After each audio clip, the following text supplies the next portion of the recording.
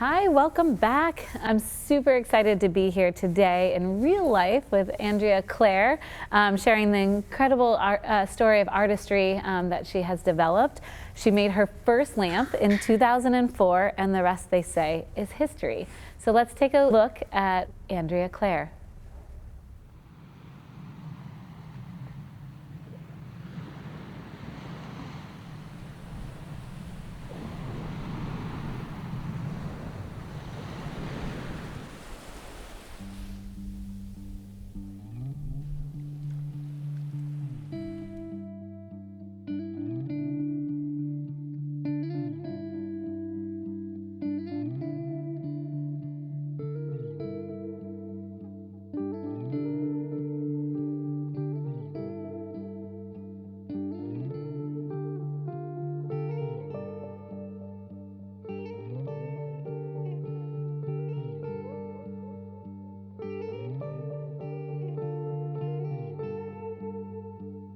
I love making beautiful things, and I love adding beauty to the world.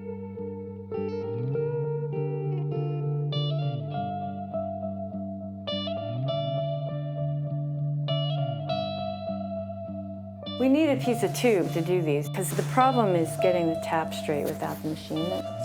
Yeah, this way. This is really supposed to be down here.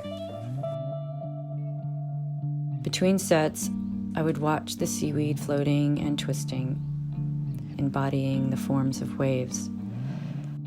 This is where the connection with my work began to take shape. If we just take this for what it is and you hold it up here, what's the difference? This ended up being this way, which is not what we wanted, right? We wanted it going up. Close. It's not. Look, this is how we wanted it.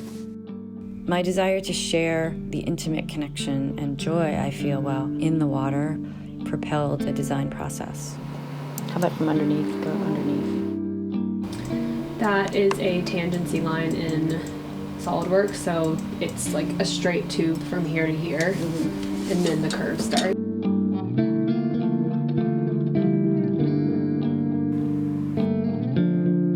My other work is all angles and straight lines. And I was like, all right, I want to change it up. I want to do something that's softer. I've been spending a lot of time in the water, being out here in nature. So I had the idea, like I wanted to work with curves, and then kelp came into it. The Pisces collection celebrates the oceanic connections made after countless hours engaged in the psychedelic experience of surfing, while being constantly humbled by the awesome power of the sea. I believe and hope that the Pisces collection ultimately exists to create an awareness of the fragile kelp forests.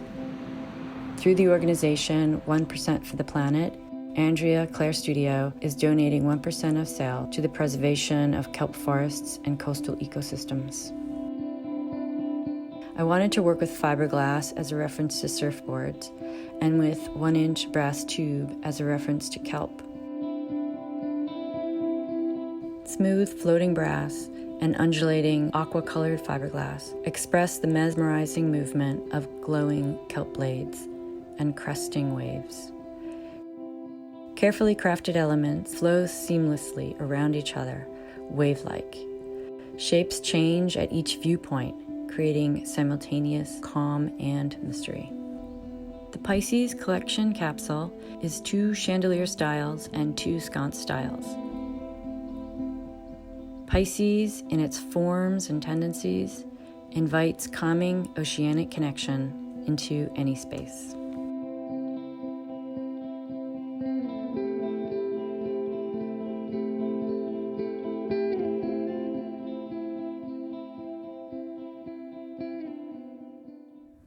What a beautiful video. I feel more calm and at ease. I just love that. Thank you for sharing that with us. And congrats on the chandelier being a finalist at the NYC by Design Awards. So super stoked about that. Yeah, so congrats. Yeah, we find out tomorrow. So fingers crossed. yes.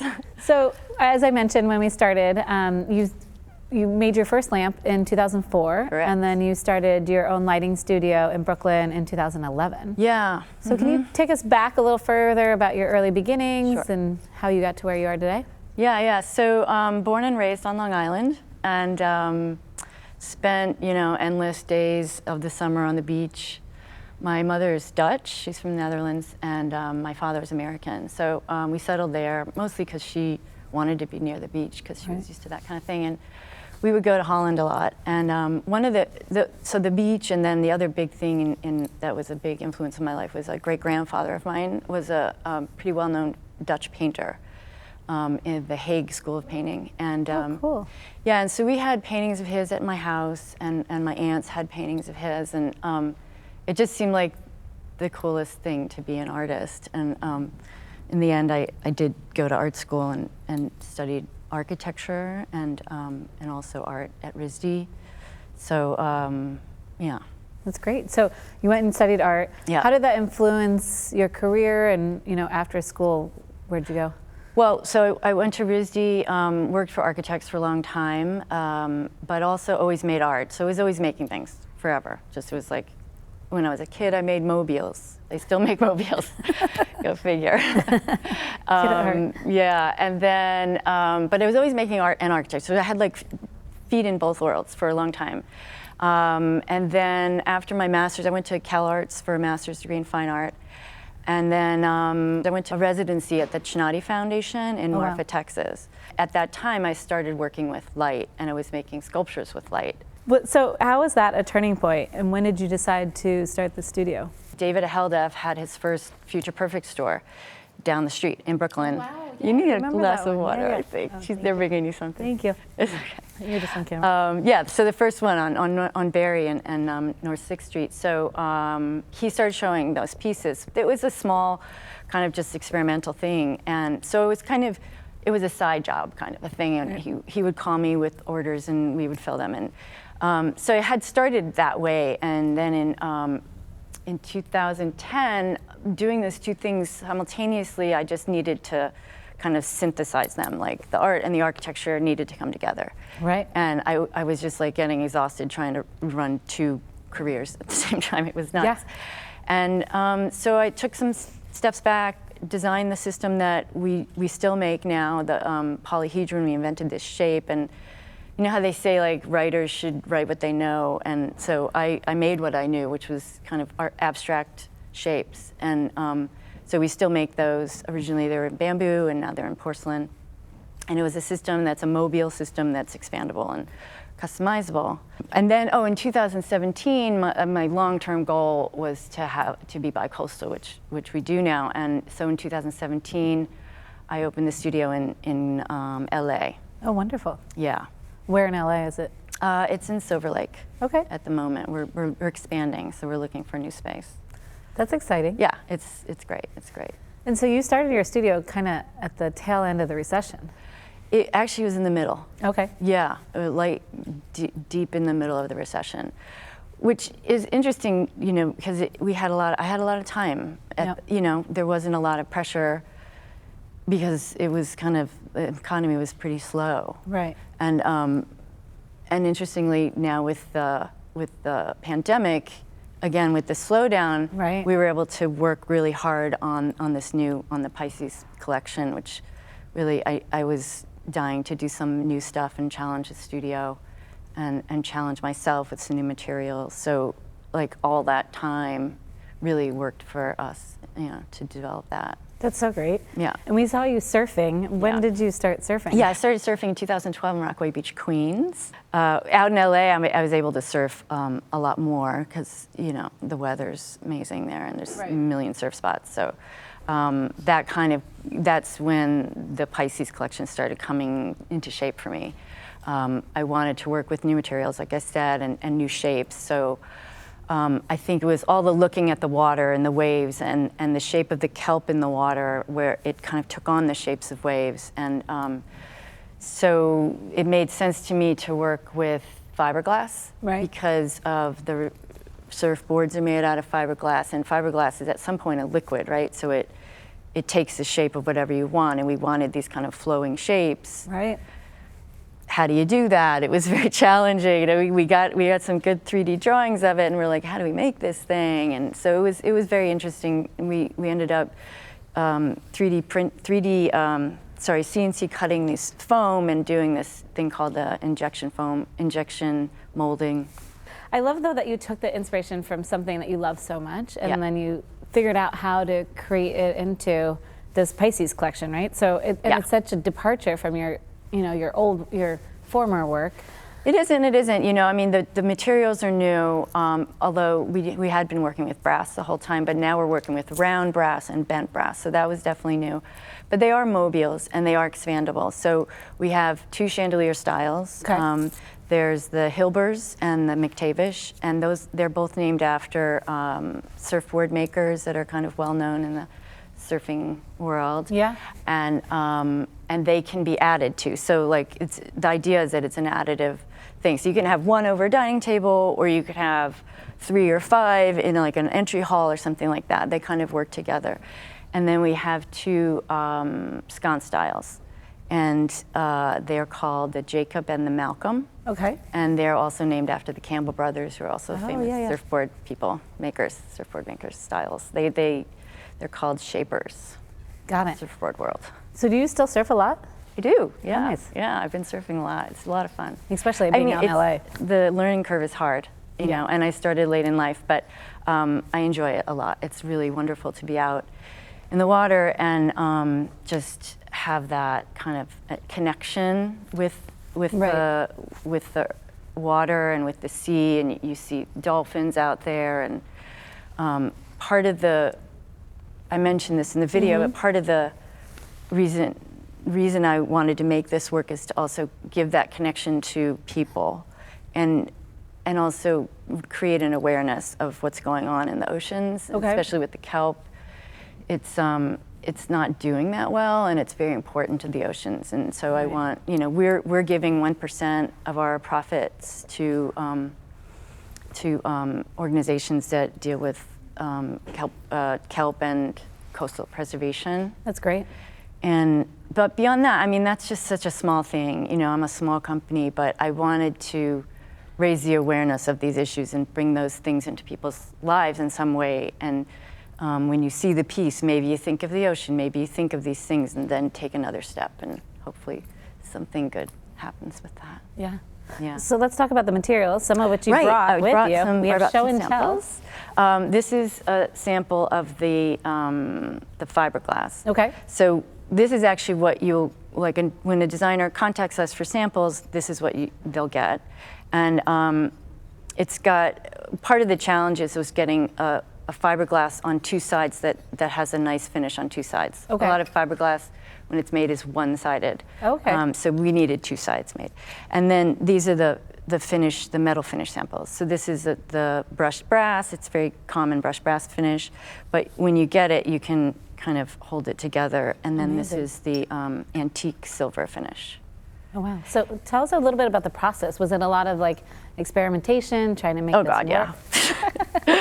I mean, it was new to us, so yeah. And to achieve that shape, which was drawn in 3D software, right? So it doesn't have a bottom or side or anything. It's just this flowing thing. Oh, cool. It was challenging to figure out. I had some good help with it, and we found a method, and it's really satisfying, actually. It was, I remember the first one we hung up in the studio, I was like, yeah, oh my God, it's there. So good.